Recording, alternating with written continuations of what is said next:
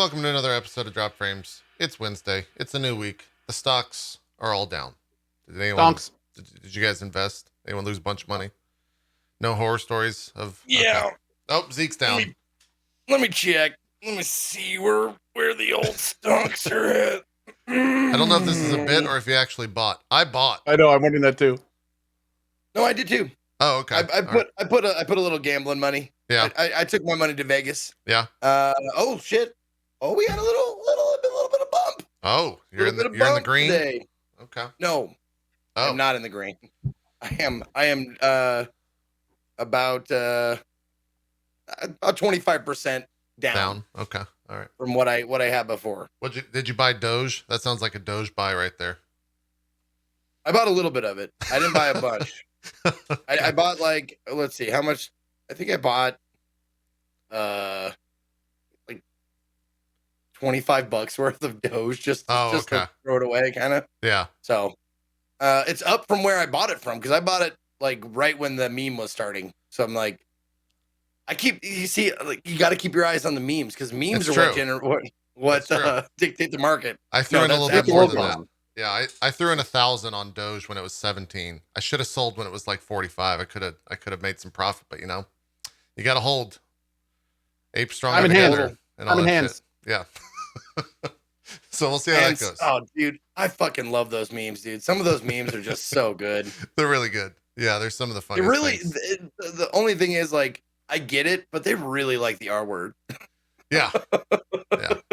All of that is great. Twitter's been fun the past week. So anyways, we normally do news at the top of the show. But with the idea that Rami should be joining us still, I'm actually watching him in Discord right now to see when he logs off Microsoft Flight Sim. So yeah, we'll see. We'll see how that people goes. Immediately, even like my chat was like, it's Zeke. He's fucking late. It's like as my personality might dictate, sure, like I get it. In the however many years we've been doing the show, I think I've been late or missed maybe twice. Yeah, I think a lot of that it's this weird thing that for doing shows for 10 years now, 8 years now on the channel, there's always like chat just needs someone or something to bitch about and like blame. And so if you're late, sure, they try to like find that person.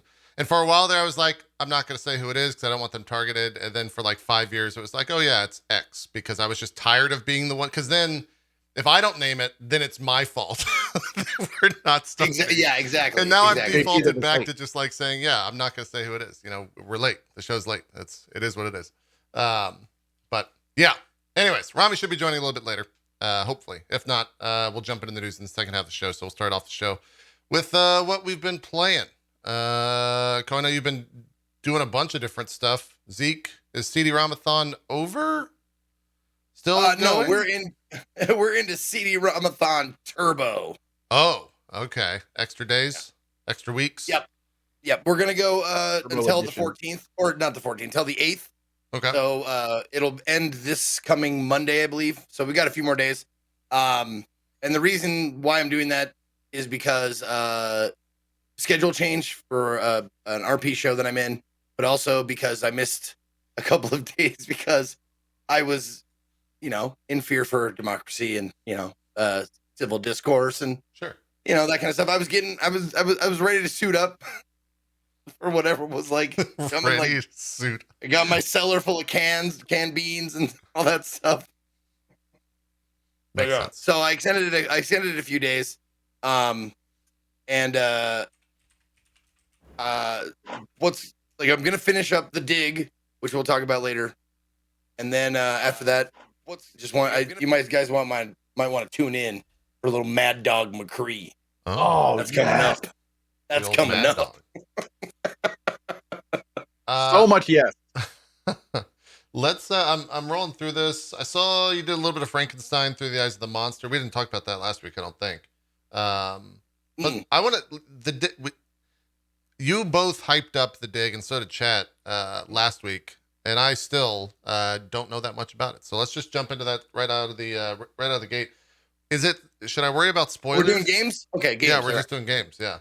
Game mode. Wait for news. Rami. Yep. Am I doing Ryan here? I'm going to jump into part 2, I guess. There's an astronaut that looks like, I don't know where the fuck you are. What is going on in this game, Zeke? What's the dig about? The dig is about well, first of all, there's a world-killing asteroid on its way to destroy Earth. Oh, okay. And so I mean, basically, game. It's the plot of Armageddon, kind of. It's very similar to Armageddon. Are you a bunch of oil miners that are going to blow up an asteroid with? He doesn't want to miss a thing. No, but it's just as unlikely because there's a couple of people on this mission that really I'm not sure why they're there, but like we brought a reporter for some reason. So there's a reporter on the shuttle who also, I guess, dabbles in like nuclear physics, maybe, or something like that. As they do. A hint of xenobiology. Yeah. Yeah. You can't just make money alone on journalism these days. It's tough. Right? True. Very true. So we rocket ship up to the asteroid to see if we can't plant. We got 2 nuclear charges, and we plant those nuclear charges, and they dent it. They dent the asteroid, but they don't it doesn't blow it up or blow it off course or whatever. Okay.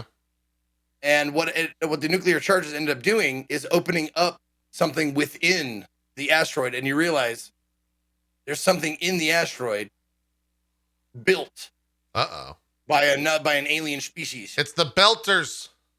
You guys don't get that reference at all, but to those that do. Expanse. Oh, I do.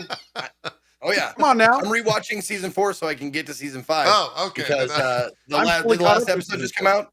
Yeah, it did. The final episode came out last night. So yeah, I'm rewatching season 4 so I can binge season 5 and know what's going on and stuff. So, anyway, so you find out that inside this asteroid there's alien construction and stuff, and then it transports you all the way across the fucking galaxy. Maybe. I don't know. It doesn't really tell you where you go, like, or how far away you go, but you go FTL across the stars, and you land on this other planet, and you have to find out, like, what the fuck you're doing there, how to get back home, and all that stuff. And that's where the actual game takes place, is on this planet, figuring out why, what, and how to get back home. And it, first thing I noticed about this game is the soundtrack. The OST for this game or the score is fucking phenomenal. It is so good. It's like you're playing a movie. It's epic music. Just like with it, like it swells and it creates an atmosphere of mystery and like it's really, really well done. There are certain animations that like you watch these little like animations and cutscenes like this. Now it may not look good like on like full screen, but imagine that in like 240 back on your CRT. Yeah, that shit was bomb, dude. It still looks good. It's a little blurry because it's like blown up so big, but like, man, it is really, really good.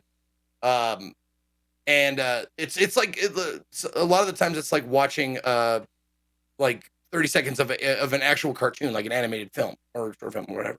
Yeah. Because their facial expressions are like, they're perfect. They're really well done. They're not like, it's not like Wanda Gamelon. Does that mean anything to you guys? The Legend of Zelda CDI game? No. Where the animations are really shitty and it's like, oh, wait, killed me. Yes. And she goes, good. Like that. It's not like that. It's super professionally done and very, very good. I was expecting more, because this, I think, if I'm not mistaken, someone correct me if I'm wrong, but I think this game is where the term moon logic comes from. Really? Because you actually there's puzzles dealing with the moons of this alien planet. I'm waiting for chat confirmation. But I'm not positive. This was definitely not the first game of this type, so I'm not sure. No. I just think this was probably one of the most popular games of its type. It's from 1997. I can't remember if it's 95 or 97. 95, excuse me, 1995. So it was like amazing for its time. Mm-hmm. Yeah, you want me to explain moon logic again? I've explained it like 4 or 5 times. I was hoping. It's just a leap in logic. It's all moon logic means is a leap in logic, meaning it doesn't really make sense. Like you mash things together and it creates something and you're like, why the fuck? Doesn't matter. It's a point and click adventure game. That's what happens. And it's been a staple throughout almost every single point and click game I've ever played. There's at least one point where I'm like, the fuck? But was there a lot of that in this? No, not a lot of that. There is a lot of I don't think I've ever played a point. I tuned in for just a little bit when you were in that room with the light coming down. Yes. I don't think I have played a point and click game that I haven't gotten it stuck at least once. And this one definitely had one of those moments where you just have to wander around, and it wasn't like a leap in logic. It wasn't moon logic. It made sense, but it was also like something I loathe in old point and click games are pixel hunts. And what I mean by that is sometimes the shit you need is painted into the fucking background. This wasn't that though, the one you're talking about, but this had a few of those times where I'm like, oh, and you kind of like mouse cursor over it and you see like the bottom text change. You're like, wait a minute, is that a thing? That looks like fucking scenery, dude. Like that, it doesn't like stand out at all. So you're like, oh my God, I would have missed it. I would have wandered around for hours if I hadn't just haphazardly moused over it one time. And Monkey Island is notorious for that. But it's the worst part is when, because of the pixelization, you can't even tell what the object is that you're supposed to be looking for. So it just looks like a splorch on the back. Yep. And then you mouse over it and it's like, weird handle. And it's just like, yeah, what? It's not a weird handle. That's an art splorch. That's an amoeba. Yeah, exactly. But the one you're talking about is basically you find a like two alien laser pointers, and you have to figure that out, that you have to point it at something. I mean, fuck it. This game's 26 years old. I don't mind. I'll fucking spoil it. If you don't want, like, play the dig if you haven't yet, if you can.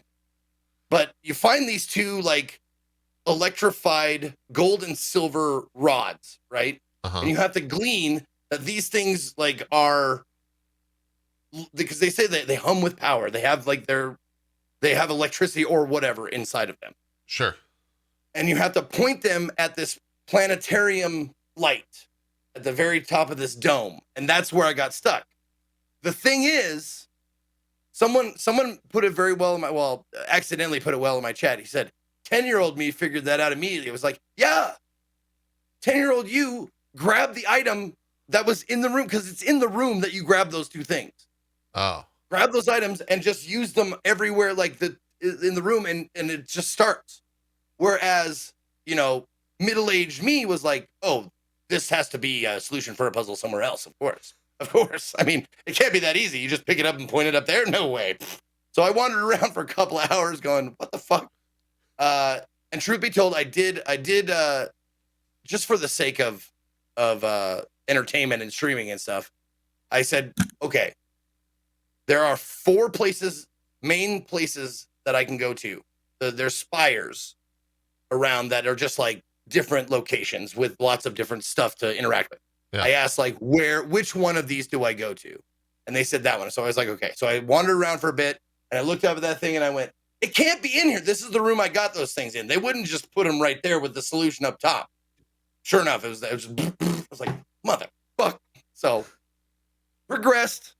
And you learn like the story of this game is really cool, really intriguing. About this alien race who meets like another alien race and their dealings with each other and stuff like that. You like kind of unravels the story about 2 aliens meeting each other. And I think they make like, if I was smarter, I could probably draw comparisons between this and, our society and blah, blah, but I'm not that smart. So, okay. Oh, and these fucking bats, I bothered these bats like 30 times, wondering what do these bats do? Because they just go squeak, squeak, squeak, and you'll see, they just fly around, and then they come back, and then there's like 3 lines of dialogue, and the last one, like I heard like 15 times, guano in my eye. But that's the thing with point and click games. Sometimes you'll find something and you have to just let it go. There's no which I secret am with the very, bats. very bad at doing.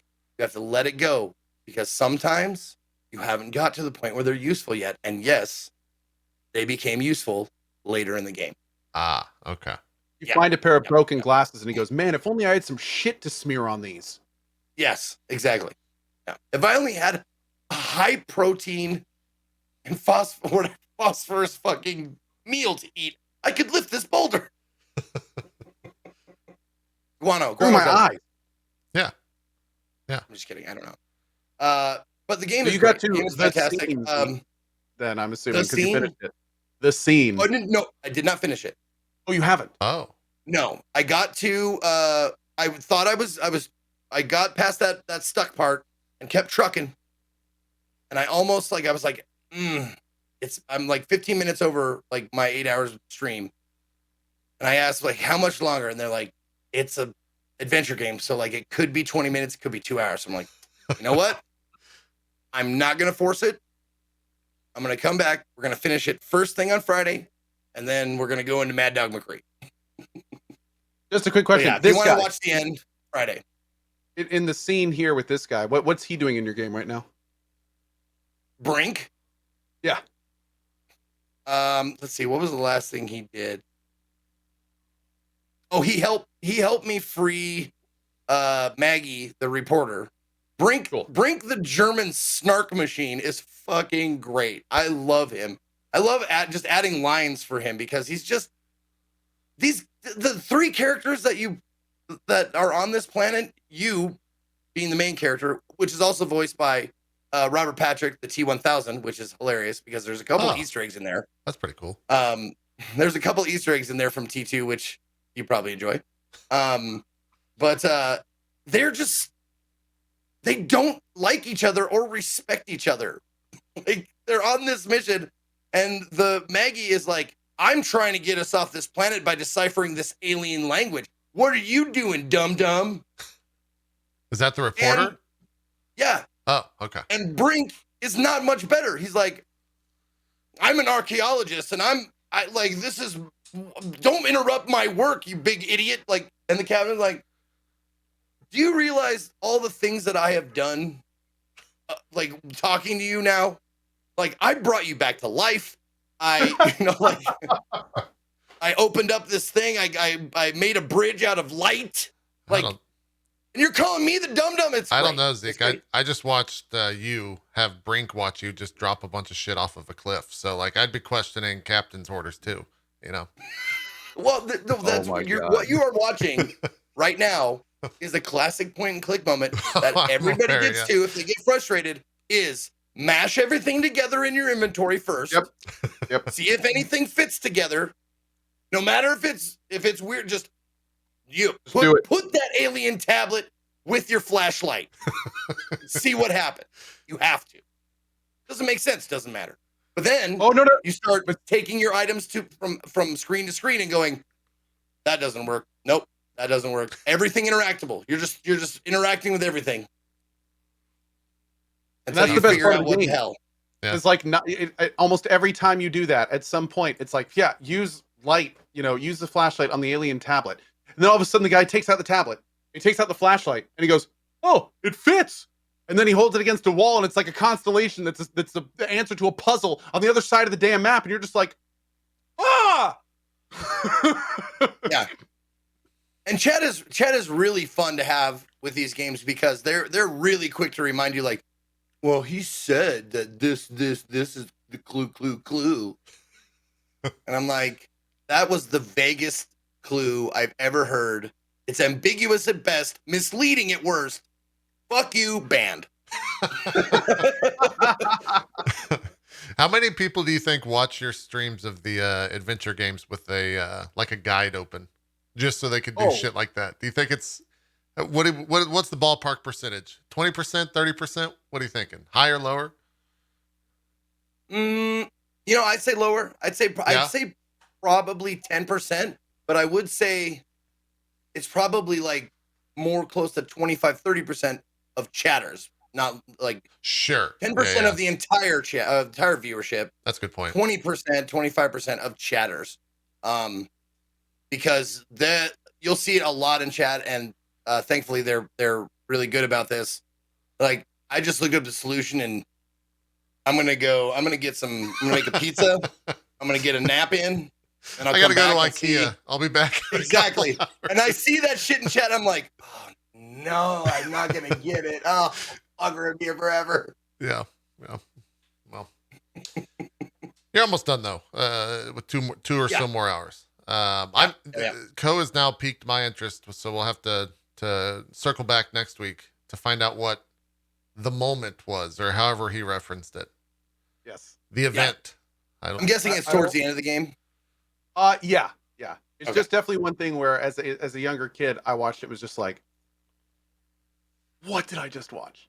Like, it's especially for a game of its type, it's pretty cool. I'm looking forward to hearing your thoughts on it. I have a terrible memory, and I remember it like vividly to this day. Must have been graphic then. I'm thinking graphic. I'm gonna go with someone dies. Were there boobs? No, I'm going like. I'm not gonna spoil it for you. Yeah. Okay. I'll stop guessing. I'll have my own thoughts, and then we'll discuss it next week. Anyways, Rami's joined us. I'm gonna do something that I never do in the show. Rami, you can talk, but I'm also gonna do this. I don't know what's about to happen, chat. We'll just have to see how it goes. Oh boy. Ah! Oh no. Hey, we did it. You can't show that on Twitch. Everything worked. Everything worked. Can you turn it? Oh, Everything God. worked. Oh, it's We're good. Rami. Never mind. Yeah, it's just Rami. Hi. It's just Rami. I usually did you turn do? off all the electricity when I come into a room, That's true. just so I don't scare people. That's true. Yeah, no, clocks. Does anybody have a guide for clocks? No, For like still, clocks are tough, man. time zones? Time zone. Like They're tough. Time zones. just How do they a work? manual? Does anybody have something? Because They're tough. I don't know what to tell you. How's it going? It was difficult. I'm good. I was in the middle of teaching somebody Flight Simulator when I saw your DM, and I was like, "Wait, that's in an hour, isn't it?" And it wasn't. It was not. So It was not. so hi. Yeah. I'm good. Good. I'm. Do you give him times GMT? No, I hit him with the, hey, we'll see you at 1 p.m. EST. EST. Yeah. Oh, okay. But are we in EST right now or EDT? I usually say Eastern, but Rami's been on the show so many times I didn't like give him that courtesy, so I just said EST. The other one. Yeah. Right. Let's just see that there was a miscommunication and Yeah. that I probably should have just checked the tweet. Oh. That's usually what I do. Yeah. Usually I just see the tweet that's like live in like 20 minutes and I'm like, that's the hour. Yeah. I saw, Um, I will say, I've been using Discord more often than late and communicating with people like Rami and some other folks. Discord's kind of like a little spy-y. Like, I feel a little bit disgusting every once in a while opening up Discord. It's like, Co's playing Path of Exile right now off stream. Rami's playing Microsoft Flight Sim. So-and-so's playing another game. It's like, I don't need to know that information. I would never do that, JP. I know. I don't feel comfortable knowing what my friends are doing to that degree if it's not on stream. I don't know why that is, but it is a little bit odd. My cat is raging now because of you, damn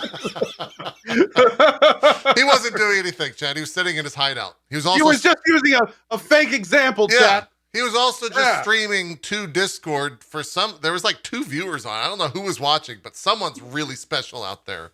They got to see the super secret PoE stream of the hideout. I don't know what was going on. But Wait, really? There were people watching? I saw 2 viewers, yeah. No, that's not real. Oh, thank God. Okay. I was like, did I turn on some kind of stream shit? No. Did I only play PoE? God, I hope so. Yeah. It is weird. Now, some of those, I know those gifted sub games that you never play on stream. I've seen you open some of those before on Discord, Go, and you need to open up viewership. Turn that setting. I just turn that setting off. Want to make sure they work. Okay. All right. Okay. Anyways. Rami. The things you folks are scared of are very different than the things I'm scared of in life. Like seeing all of you go like, "Ooh, that sounds scary." I'm like, accidentally streaming a thing. I do that all the time. I think that is maybe Rami, one of the streamer nightmares for sure. Is streaming the wrong thing. What scares you, Rami? Twitter. Just in general. One word. Every day, Twitter. Waking Twitter. up and opening Twitter. That's it. That would be why you didn't respond to my messages. I get it. I understand. Well, that was because I was flying an airplane. I figured. Well, don't read and tweet, or don't fly an airplane and tweet. That's rule number seems one like of a bad idea. aeronautics. Yeah. Exactly. Yeah. No, Twitter is scary. I don't know. Beyond that, I'm not too scared of many things.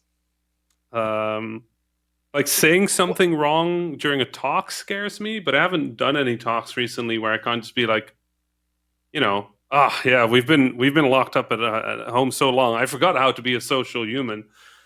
So you get to play that excuse. Yeah. But beyond that, no. Being late for things. What about Twitter scares you? Like, what are you scared of? Like that you'll see or whatever.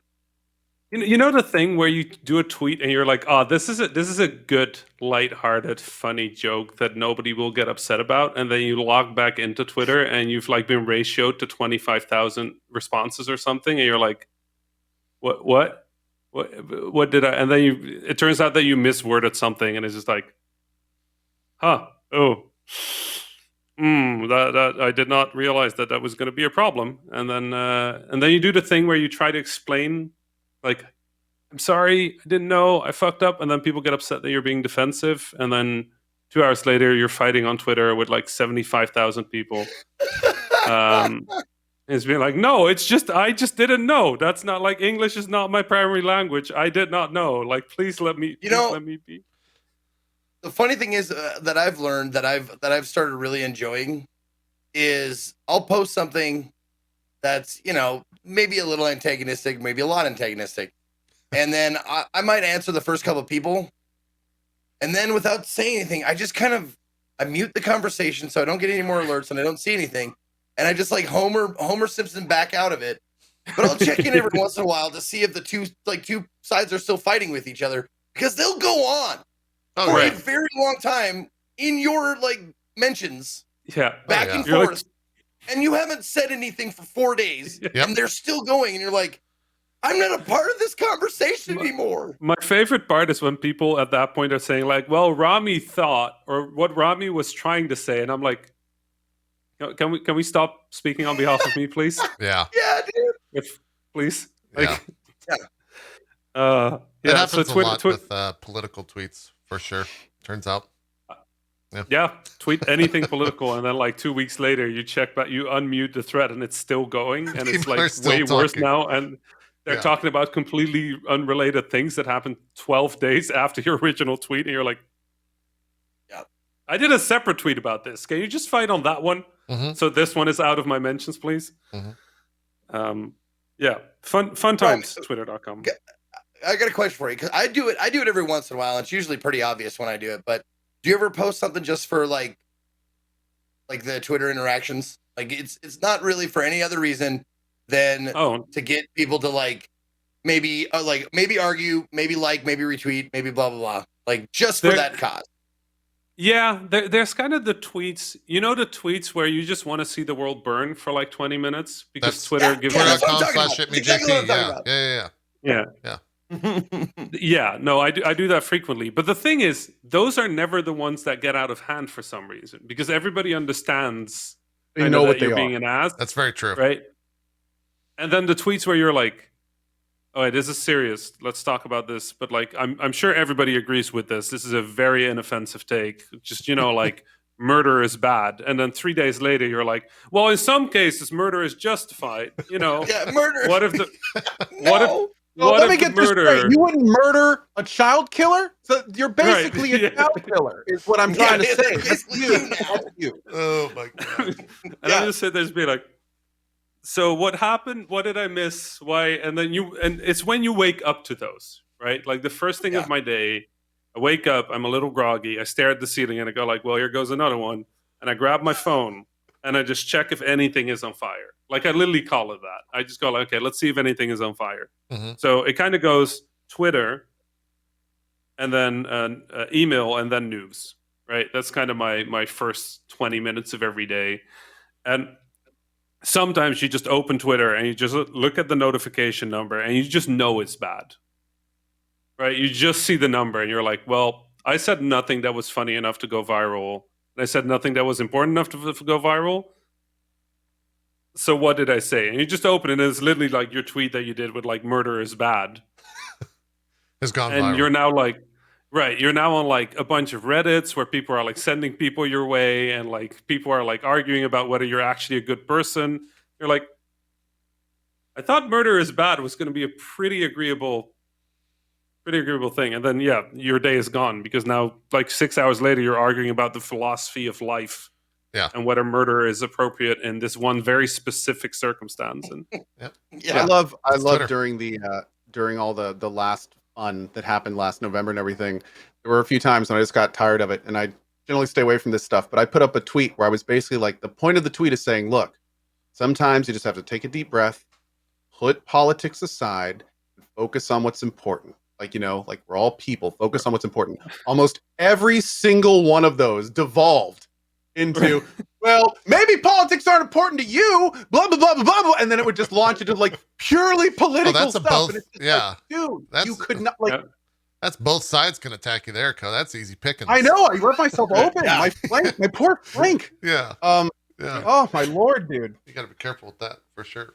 Yeah. Dude, It's, like, I dread to think what would happen to Mr. Rogers' Twitter, because that's like it would be a shit show, because he'd be like, kindness, togetherness, be my neighbor, and be like, this is not the time for union and neighborliness. Go read the Dalai When the Lama. other side is murdering my neighbor, how am I going to hang with them, Rogers? Yeah. Huh? What you got to say about that? Go read the Dalai Lama's Twitter. That's exactly what it is. Oh, yeah. Oh, is it? Yeah. Okay.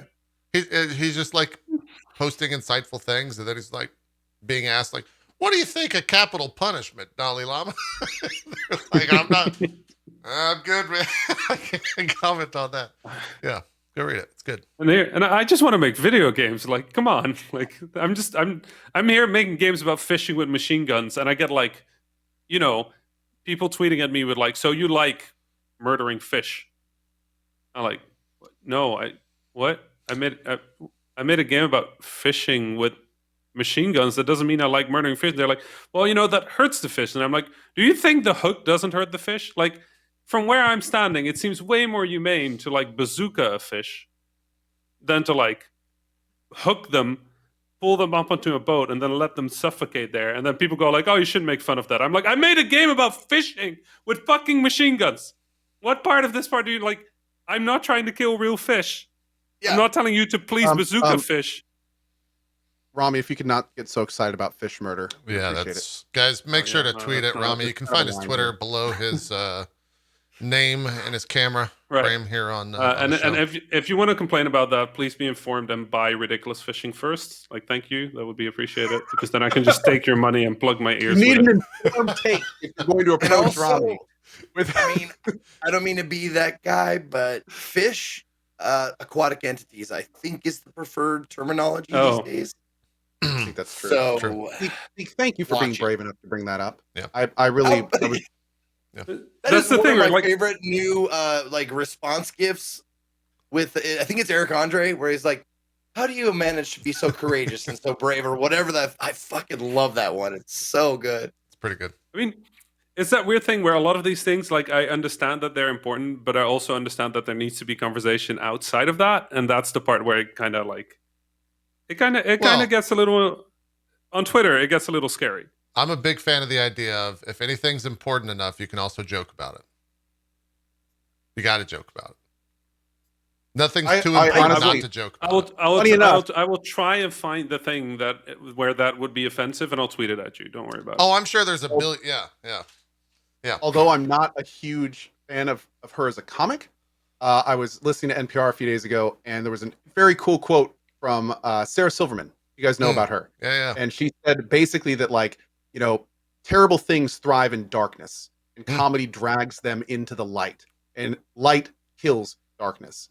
And I thought that was kind of an interesting take on that kind of stuff. Because, there's definitely been times in my life when I've been like, that's taboo. We can't, like, don't joke about that. Like, that's taboo. But at the same time, it's like, if you really do kind of break it down in that kind of way, that's a really good point. She was referring to, like, Nazis and stuff like that. She's a Jewish person that makes a lot of jokes about Nazis. Yeah. And it was an interesting take. It was a good take, I think. There was to follow along with that sentiment, there was a tweet that went viral maybe the last night or the night prior, where it was some of you dated in middle school and the other you turned out funny. And I think that's pretty good. I think that's pretty. I'm pretty into that. Yeah, it's pretty good. No, that you said that JP said something very poignant or very to the point, and it's funny because I watched the Tom Hanks biopic of Mr. Rogers with my lady a couple nights ago. Yeah, and he said if it's humanity, if it's part of being human, it can be mentioned, and if it's mentionable, it's manageable. Like. And I thought, like, that's basically, like, I thought, like, boiled down, that's what you said. And I was like, that hit me. Like, I remembered that. I was like, oh, yeah, it's mentioned. I can dig that. I'm going to write that down for later in my notebook. On a scale of 1 to sobbing into your write pillow. I wouldn't forget. On a scale of, like, 1 to sobbing into your pillow, how sad was the Mr. Rogers? Because I have not watched it for that reason. Any of the Mr. Rogers stuff that's come out recently. There's a couple of moments, but it's a surprising film. It's less about. You know what? I'm not going to say anything. Okay. It's surprising. Like it didn't go the way I thought it was going to go. I thought it was going to have one focus, but it ended up being focused like on something else, and it ended up that was okay, and I was okay with it completely. But it's a great movie. I mean, it's. I can't tell what it's sappy, but like it's good. Yeah, I generally can't tell if now it's a movie where they promote it's being about Mr. Rogers and it's actually about like Star Wars. But I would know. We would know, Rami. We would know. Like, there's no way you could sneak that by us. Yeah, we would know. Now the documentary, the one with Tom Hanks. The documentary is also pretty good. Yeah, also a tearjerker. But the one with Tom Hanks is, yeah. Is that a biopic? Biopic? What is the? It's not a biopic. I wouldn't say. Okay. I'd say it's a story that has Mr. Rogers in it. Okay. So it's like Bohemian Rhapsody, the movie. Sorta. Okay. No, I don't know. Okay. Yeah. There you go. Anyways, how do I bring this back to games? Rami, did you ever play The Dig as a kid? Were you big into the adventure game world? Was that the mid-90s? 95? Yeah. I think I played it. I didn't understand anything about it. Did you know they made it was one of those it was a point and click, right? Yeah. Yep. Yeah. Yeah, I hated those. All right then. I hated those because my English was terrible, right? I was like 5. I didn't speak English. I was Dutch, right? I could speak Dutch and Arabic. So it's like, imagine the frustration of playing a point and click while also not being able to understand any of the words on your screen.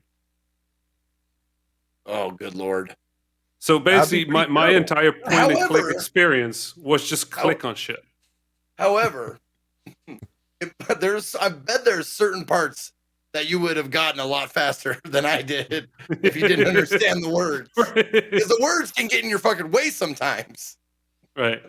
But yeah, no. So point and clicks. I thought the name of the genre was very good because I just remember it as like click on images and then other images and then hopefully the two things combine into a thing. You know what I've always been sad about? Nobody made a point and click where you can combine things wrong, where you just screwed it up, right? Like you connect. Cut his fucking mic. Cut his microphone right now. Cut it. I don't want to see a game like that. Next year's game of the year. I just really wanted those. Gone wrong.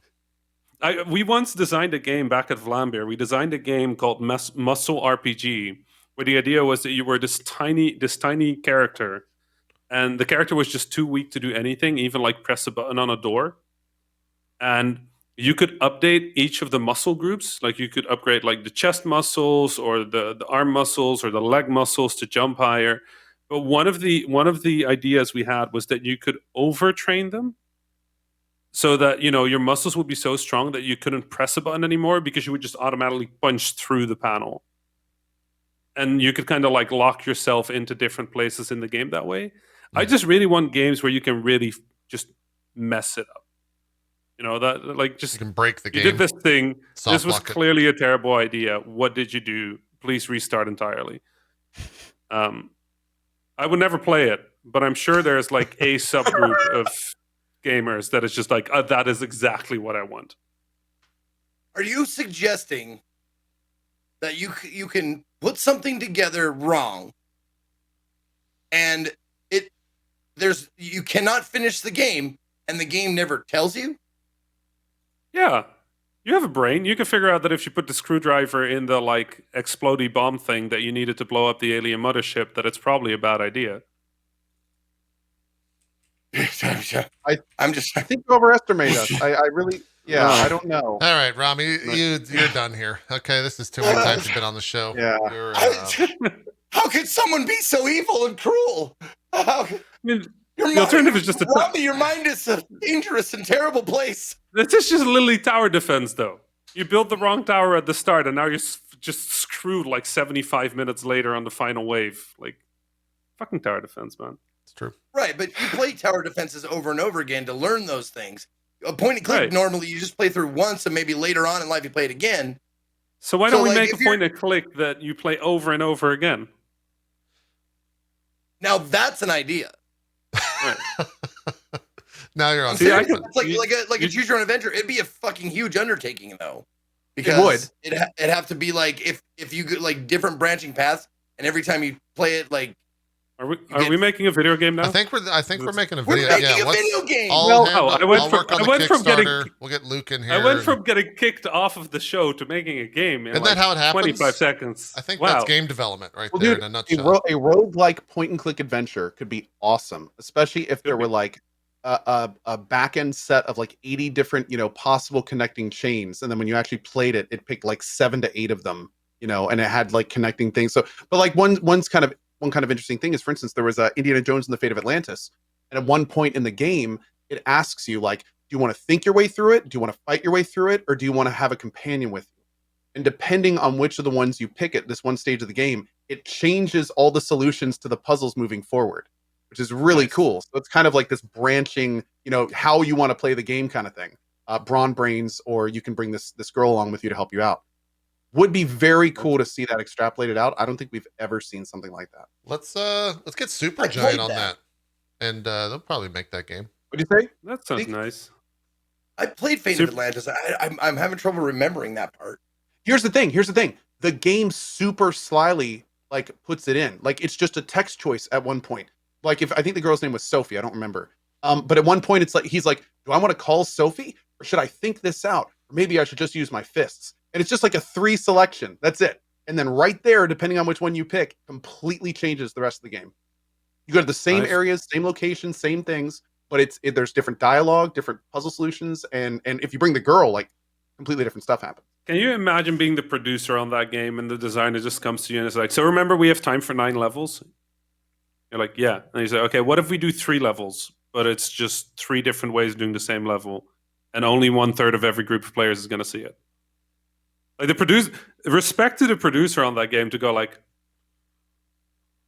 okay, yeah, if that makes you happy, let's do it. Because I would have lost my shit. I'm like, my first response would have been like, we have time for 9 levels. Why are we going to make 3 identical levels but for different players? What is wrong?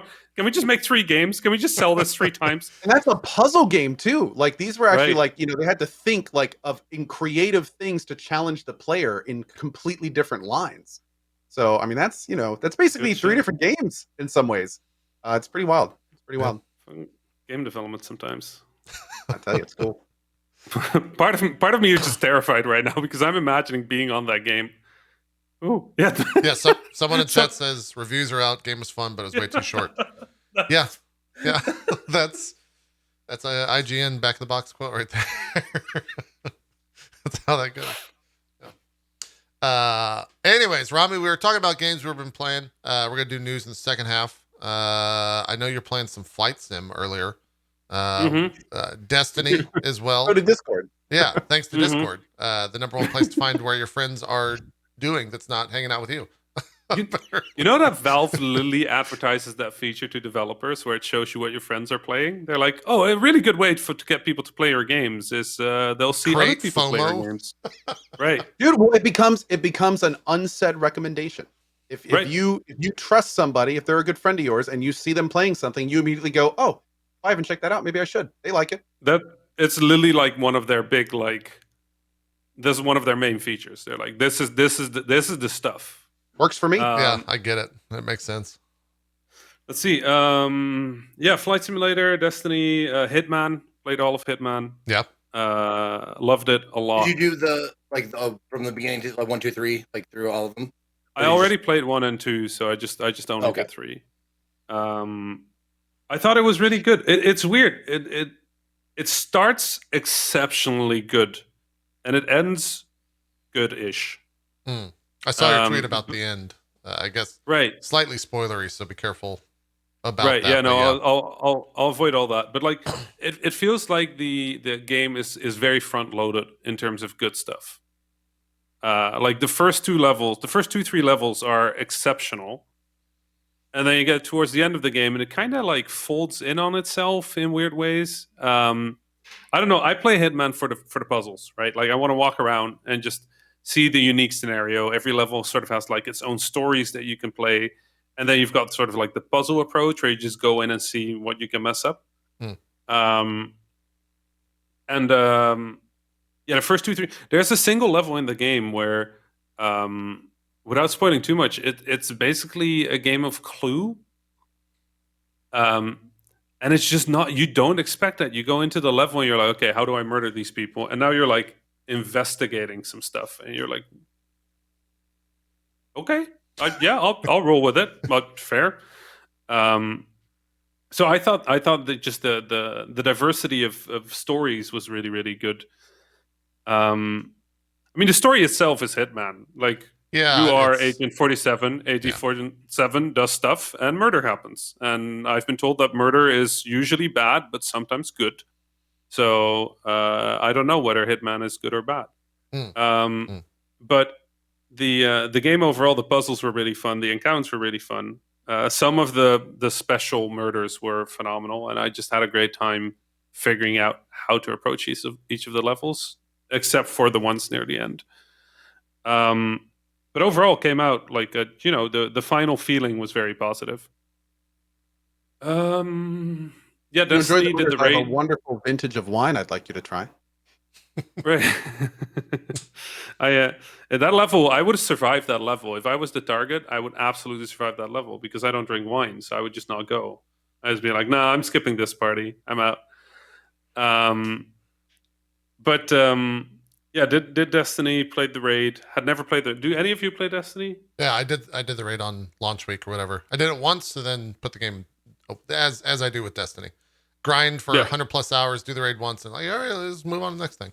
I thought it was brilliant. I know, guys, I know on the bingo card it was the free space, but make sure you mark Rami talks about Destiny on your bingo card. That's right. It's the free space, but you got to mark it. Yeah. Right. Yeah. Raid was otherwise, good, you don't get. It was so good. You know what? It felt for the first time since probably the Taken King. It felt like Bungie doing Halo. Yeah. Right. Yeah. It really felt that way. You go in and you've got the breathing, you've got the basing, you've got the small interesting encounters, you've got the sort of communication puzzles, but the feeling of it was Halo, and I hadn't felt that since the opening level of the Taken King back in Destiny 1, where you're just walking in and things are big and nice and impressive. It was, I love that. Let's see, what else did I play? I guess this is a while ago, but since the last time I talked to you, I played Aegis Rim, which went up to be one of my favorite games of all time. Yeah, like You and Co It's still both climbing. loved it. Wait, Thir- all time? You mean? You said All like time. All time. Wow. All Yeah, time. the 13 Sentinels. He's into it. Huge. And like honestly, the weird thing about that game is even though I'm done with it and have completed it like 4 months ago at this point or something, or 3 months ago, it's still climbing on that list. Right? Even though I'm no longer playing. But like the longer I'm thinking about that game, the better it is. Like it's single. There's nothing like it. You will never play. You have never played anything like it, and you will never play anything like it again because nobody can make this again. It's just, it's unique, really, really good. right? It is. Um, I would agree. What And I've makes you say that no one can make a game like this again? I think the circumstances you need to make something like this are you need an enormous amount of trust, you need an enormous amount of time, and you need to be absolutely preposterous and out of your mind enough to make it. Right? there's it's like this perfect balance between genius and just absurdity where you should not make this game. Nobody should make this game. It's a terrible idea to make this game because just the scenario, just the story of it is probably years of work. Just to figure out how the puzzle fits, right? And they still have to make the video game, right? Nobody should have made this game, and now that it has been done, there's no reason to make it anymore because there's already a better version of it in 13 Sentinels. That one was weird Yeah, to me, especially when because Co said We're talking about 13 Sentinels. 13 Sentinels. yeah. Co, Yeah, it's like, Co said similar things, but like the idea that Vanillaware, the company responsible for Dragon's Crown, that had controversy around it for completely different reasons, made like a story-based game that is being touted in ways of what you just said, and you know, I've heard that from so many different people. It's not just your you know, random pick of the month or whatever. It is celebrated by many in such a way. Right. So it's weird that Vanillaware is the company behind that. it's it's really text heavy, right? No, it's fully voice acted. Oh, okay. It's fully voice Yeah. acted, and like the weird thing about it is that so you have to have a certain tolerance for like Japanese tropes, I guess. Anime. Yeah, anime tropes. Oh, Rami, I have a huge tolerance for that kind of thing. I'm experienced with those things. Okay, so you need a little tolerance for that, but if you have it, you'll be super fine with the game. Like, yeah, it's a little text heavy, but every chapter is relatively short. Like every part of the game you play is like 8 to 15 minutes, so you can literally, if you're done reading for the day, just stop reading. I swear though, if there's any part of you that can get pulled into a story that is binge watch worthy, like you won't be able to stop at a single chapter. That's not how this game gets played, because every chapter is a cliffhanger, is a question, is a piece of a puzzle, is a revelation, is a shock, is a betrayal, is anything. It keeps going. It never stops. And you know, it does that thing, since Mass Effect is coming up, it does that thing that Mass Effect 2 kind of did, where, and a lot of RPGs, honestly, where the possibility space just opens up, right? So the things that could happen get wider and wider, and you get more quests and subquests and quest givers and locations and more. But for the end of the game, you always got to kind of like pull it back to one point, right? And in most games, it feels cheap. In most games, it's like, so I found all of these places, but now I got to go do this one quest in this one place. The MacGuffin's it kind of there, feels, yeah. Right. It feels railroaded, right? Like you have to do the thing. And I think the thing that 13 Sentinels for me really, really drove home is that it doesn't have to be that way. It can feel exciting for the possibility space to sort of like become smaller. It's kind of like a puzzle where you're going to go like, okay, so that solution is not right. That solution is not right. That theory is wrong. That theory is wrong. And it's exciting to figure out where it ends up. Is there Instead any of other game? annoying. I will warn, I will say it took me a little bit to get into it. Like the way the game works is very unique in terms of you have access to this like cast of characters, and you can kind of pick and choose. It's kind of like the Somnium Files, where you can kind of, there's a few places where you kind of decide where the story goes first. And from looking back and from what chat told me, I picked one of like the most mundane, regular people to start with. So there was definitely, oh God, one second. There was definitely for me a large part of the story. Sorry about that. Where I was really just not interested. In fact, I was not really, because I didn't understand what I was getting into. So I was like just going like, oh, is this the game? Is this everything? You know, like, so it kept going. But then you get to like your first little bait on the hook. And it's kind of like, Right. oh, is that what that? And then you're like, oh, I'm gonna do that story next. And then it's just like, oh, is it? Wait, what? And then it just Right. kind of, and then it just snowballs. And then you do another story, and that opens up like two more things. And you're like, and then you're having trouble choosing. Like, wait, no, I want to find that out, but I also want to find that out. And it's like it gets to this point where you're just coming up with crazy theories. And it's a fun ride. It's a fun ride. Well, I've heard Ko talk about it before, but now that I'm hearing you talk about it, Rami, it sounds interesting. Now, I want to ask you. I knew that was coming. I knew the second I we was jumped waiting into for that. this. Of course. I was waiting for Yeah. that. Hey, just because it's an easy joke doesn't mean you shouldn't make it. Yeah, 100% right. 100% right. I know, like, judging by what you said, Rami, like, it'd be difficult, but is there any game that you can like compare it to so I can get a better idea of like how it comes, like how it unfolds? Is it like 999 or the Nonary games like that, or is it like Nier where it's like you don't really know what's going on until you had like gone through it a few times, blah blah blah?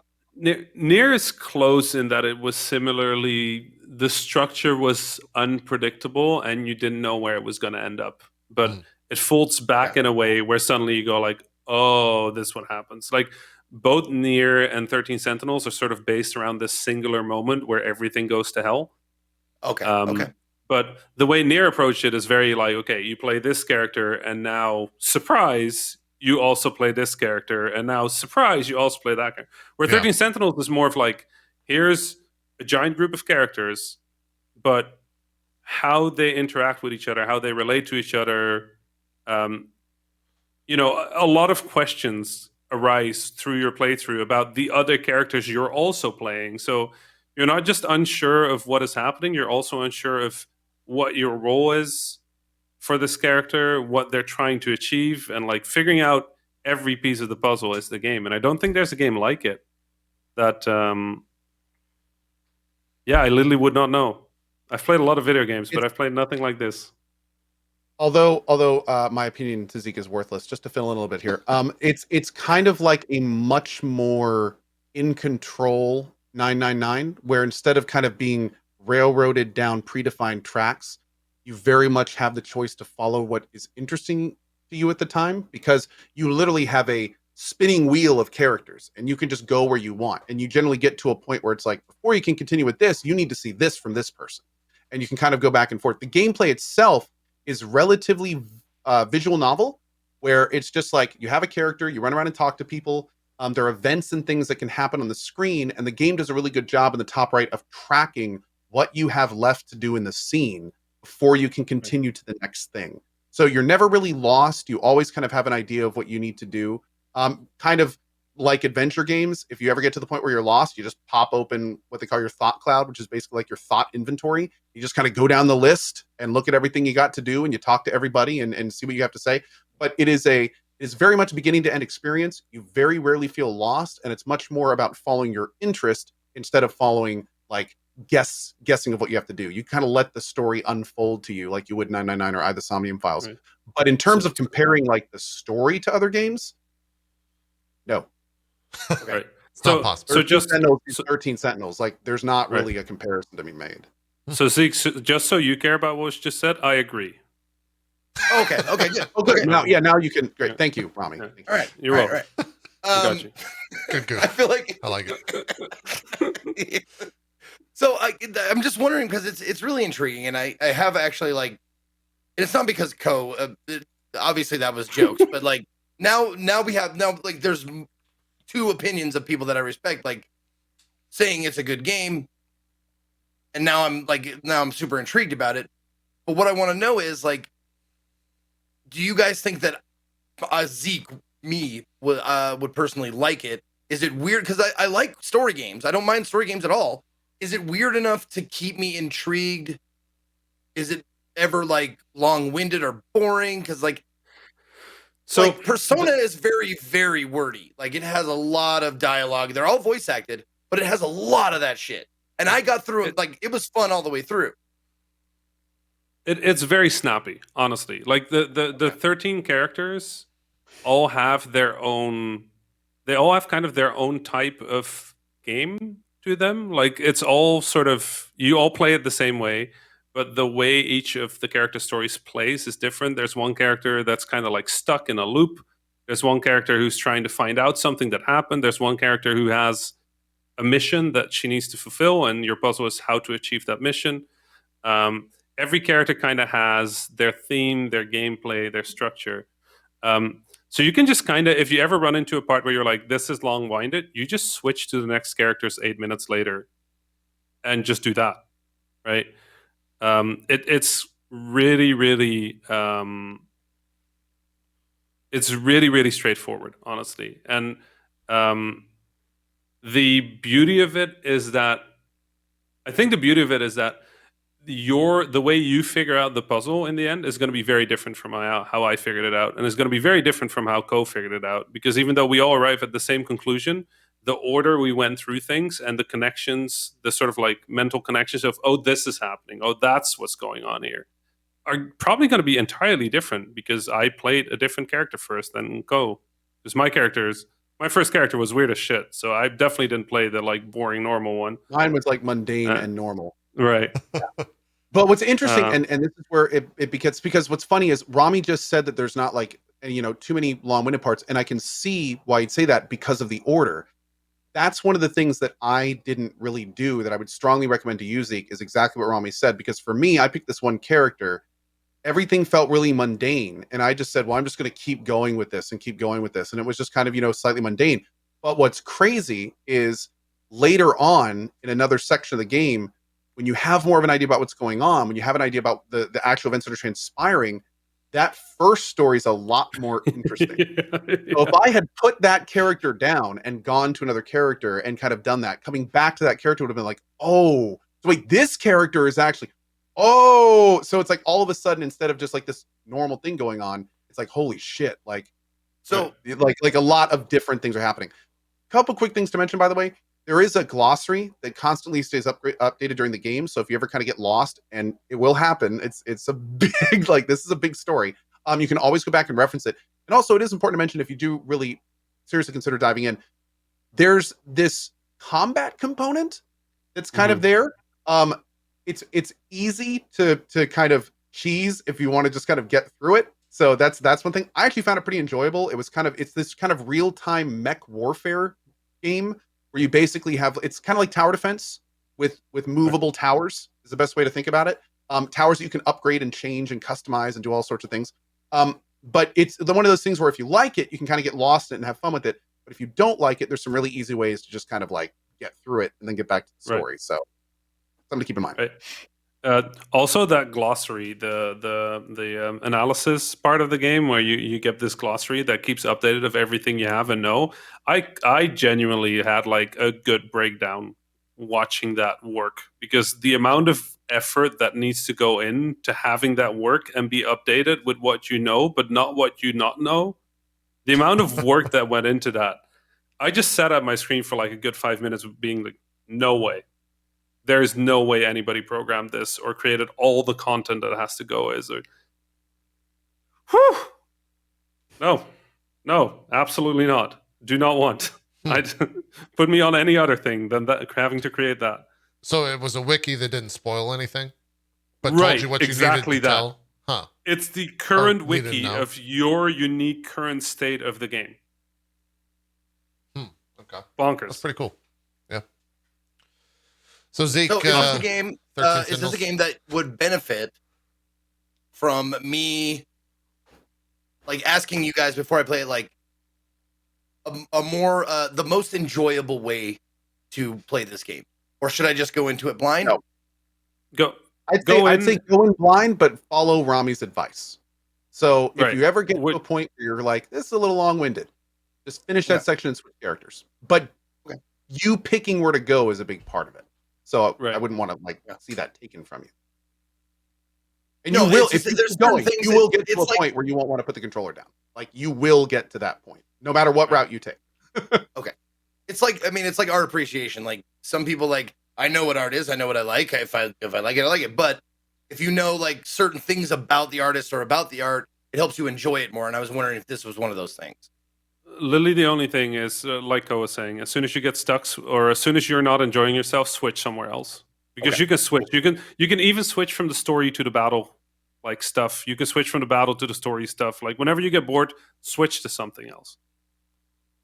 Also, stream this so I can watch. Like my life. I want to see somebody else. I want to see somebody else play this. Okay. Cool. Well, there you go. Nice and done. Zeke will be streaming 13 Sentinels Sunday? No, that's Monday. No, that's your day off. Next week. So it'll be right after I finish up Persona 3. So it'll be in July, I believe. Okay. There you go.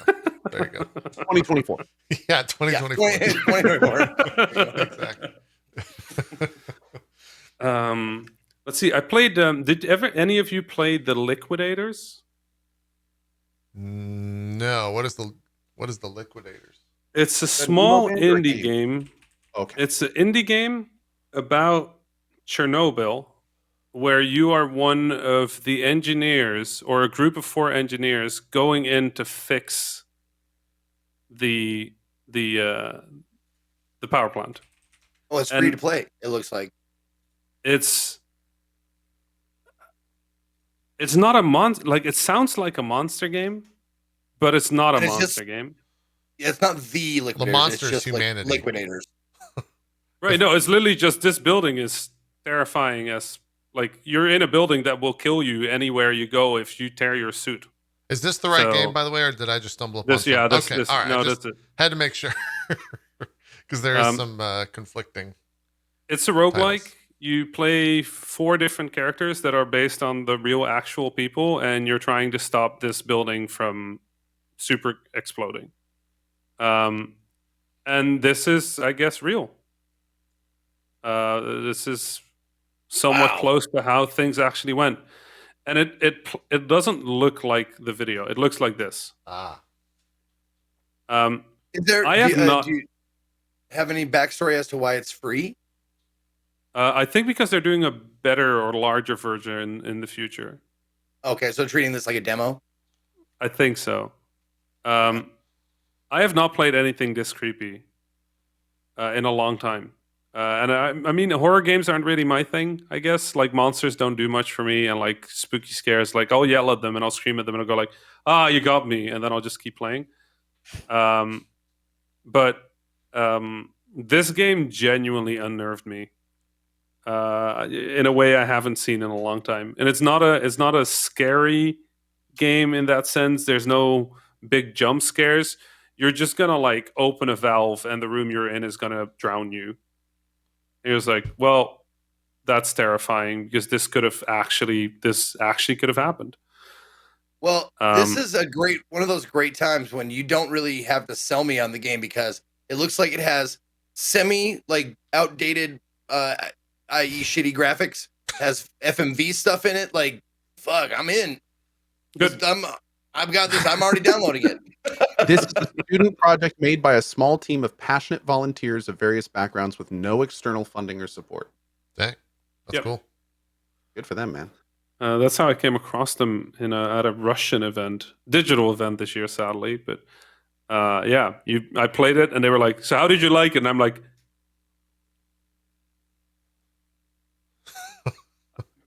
"I'm scared. Can I stop playing, please?" Yeah, it was very good. By chance, did you watch the HBO Chernobyl series at all? Okay. Same eeriness that the show provokes? I mean, wait, or more so? More so, because this is from the perspective of the people who went into that building with no real connection outbound. Like, you're just in the building, and good luck, get this thing not to blow. Yeah. Oh, also, if you tear your suit even like for a centimeter, you will probably die a horrible way soon. Yes, yeah. Radiation sucks, it turns out. Right. It's a motherfucker. So yeah, I played that a bit more, and then I've been playing Post Void. What's Post Void? So do you know Hotline Miami? I've heard of it. Yeah. Imagine Small that as a indie game. speed-running first-person shooter. Every level is about 15 to 30 seconds. If you don't kill things fast, you die. What the fuck? This game's got Right. some... Flashing lights warning for this one. Yeah, for real. Jeez. That was one level? Yeah. Oh, So this is the basically- game. I put it up for Indie Sunday like 3 weeks, and no one ever voted for it. And I'm like, this looks so cool, though. It's like Hotline Doom. Yeah. It's super good. Basically, if you don't keep moving, if you don't kill things, you die. If you don't headshot them, they don't die. So it's run fast, headshot a lot, and get to the end of the level. It's phenomenal. I absolutely suck at it, but I love it anyway. I keep playing it. How's the music? I feel like this game's got to have good music. Yeah, right. It's good music. Okay. It's All right. fast. It's the kind of music you would want this game. High to have. BPM electro type stuff, or Yeah, metal? kind of. Yep. Okay. All right. Yep. Yeah. Zeke, you'll have to play that. Report back to us. Throw it on the Indie Sunday list, Zeke. Put it up there. Okay. We've got that and the Throw Liquidators. it back on there. How old is that? Right. It's from halfway last year. Yeah, it came out August 6th, 2020. At least it was posted on Steam August 6th, 2020. So Right. Yeah, I played it. I played it before. I played it like in August last year, and I loved it. And then I didn't play it for a while. And then a week ago, I was bored because there weren't that many games. Or 2 weeks ago, I was bored because there weren't that many games coming out. So I'm like, I'll give Post Void another go. And I'm kind of still playing it. So nice. But you did say you have to kill things to keep the game going? right. So if you don't kill, you die. Is there melee? That's it. There is a melee, but it won't. It will stop you from going. Like you will never see if you're playing this right, you will never see any of the bodies hit the floor. Right? You shoot, you keep going. Like there won't be time for anybody to hit the floor. That's how fast you should be going. All right. Melee is slow. You got to aim, Zeke. Unfortunately, sounds like it. Might be short-lived. I mean, it will be. It's also honestly, Zeke. It's really Is fun. there a if you just go and flamethrower? replay. Flamethrower I can do. I can do flamethrower. So like an AOE gun, like a spread It's- shot. Zeke, Yeah. don't worry. Even replaying the first level over and over is pretty good. So Okay, there you go. You'll get the taste of it. What was it? Oh, one more time. What was it called again? I forgot. Post Void. Void. Post Void. There it is. Post Post Void. Void. I knew it was Void, but Rami, anything else? Oh God. I know you've been playing a lot. Anything you would like to shed light on? That's maybe a better question. Let me see. Let me look at my desktop. What I didn't remove yet. from Okay. the Well, while you're desktop. doing that, Nioh 2 PC still good? Still trucking along? Yeah. Not only that, but last night they fixed like the major issues of it. Oh, So okay. I was- What were I was- some of the? Yeah, I was really concerned that one of the major issues was that alt tabbing or anytime another program would take focus, it would hard lock my computer to the point where like even Control Alt Delete wouldn't pull up anything. Like I would have to physically hold down my power button to restart the computer. It was pretty Jeez. bad. They fixed that completely. So now I tested all 3 video modes. You can alt tab without any problems. Looks good. I haven't seen the exact fix, but apparently I also heard that they fixed the other kind of main issue was the mouse getting stuck on the screen. It's also out now. So yeah, I mean, it's looking good in 2 days this comes out for the PC and it looks like they fixed the major stuff for it. So I've been having a blast with it. It plays so well. I'm loving the split staff. It's really just a joy to play. I'm planning on returning to it pretty soon. My memory's a little hazy. Is this one of the like later levels, like near the end of the game? Are you already that far? Yes. Oh, I have been okay. playing a lot of this game. I've been having a Yeah. great time. I'm only doing side missions that involve getting more Kodama, so there's certainly some side missions I haven't done yet. But yeah, the DLCs actually pick up directly after the main story, and I've never done any of the DLCs, which is one of the reasons I'm replaying it again on PC. So Right. yeah, I'm kind of making my way through the main story, and should be hopefully getting close to the first DLCs in my next session. So I'm just reliving the Neos. Oh, dude, it's so much fun. Yeah. It's so much fun. Look at that guy. This is like, Yeah. isn't this like one of the last levels? Did I just stumble upon the part? Okay, I remember that because I remember the boss here, Mhm. and how easy it was. Are you liking the weapon? Are you glad you Yes. picked this weapon? Very much loving the weapon. It's a very cool kind of synergy between really fast hits and some heavy ones as well. Almost every move you can hold down the attack button, and even at the end of the combo to kind of extend out ninchaka like appendages from the weapon. So it brings a lot of versatility to it as well. It also has a lot of elemental upgrades. So it's heavy in applying elemental status effects, which because magic is one of the main things with it, kind of synergizes with that really well too. Cool. We'll check back next week because the DLCs are what I have not played. I only played the first one actually, or I think only the first one. So once you get through those, we'll Check it out. yeah, we'll spend some more time on it and see how it holds up to the base game. Rami, did you find some other things? The only thing I forgot, because it's also flying airplanes, was Project Wingman, which I've been Right. playing a lot. If you like Ace Combat, it's Ace Combat made by one person. Oh, okay. The And- credit, and like the the credits way- are the credits are my favorite thing. Oh, so if you can pull some footage from Project Wingman, Sure. I like the way you Um, said the name of it the first time you said it, because you said it like it was somebody's last name. Like, I'm Irving Wingman.